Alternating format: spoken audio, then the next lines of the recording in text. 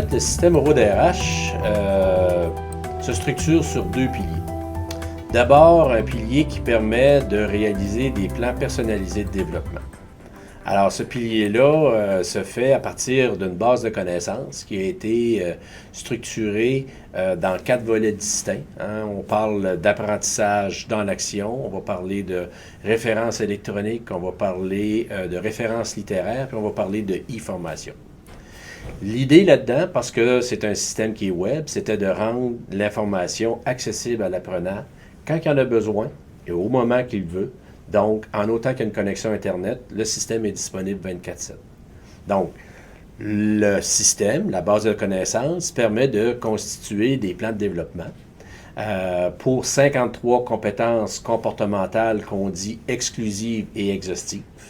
Exclusives parce qu'elles sont exclusives entre elles et exhaustives, c'est qu'elles couvrent bien ce qu'elles doivent couvrir. Et il y a une recherche importante qui a été faite pour identifier ces 53 compétences-là. Donc, dans ce contexte-là, l'apprenant a à choisir entre 100 à 250 activités de développement de manière à constituer son plan personnalisé de développement. Ce plan-là a une durée de vie de 6 à 24 mois selon l'entente qui est prise au départ. Il faut noter que l'intrant au niveau du système ROAD est un besoin de développement qui a été identifié.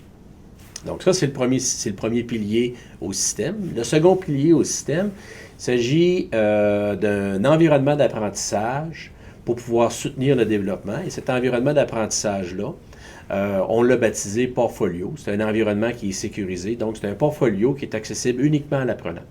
Il peut extraire et inscrire des données comme bon lui semble.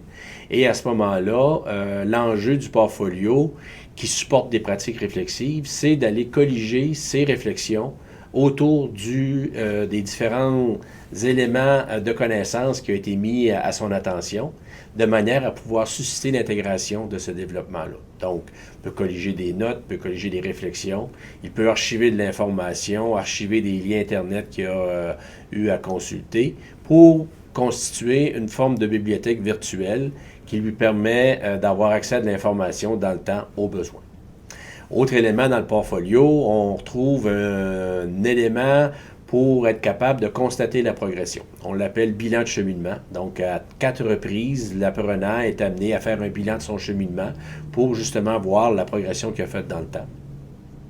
Il y a aussi un contrat psychologique de développement qui est fait. Ce contrat-là a pour but de pouvoir bien asseoir son engagement et sa motivation à son développement, car c'est un élément important.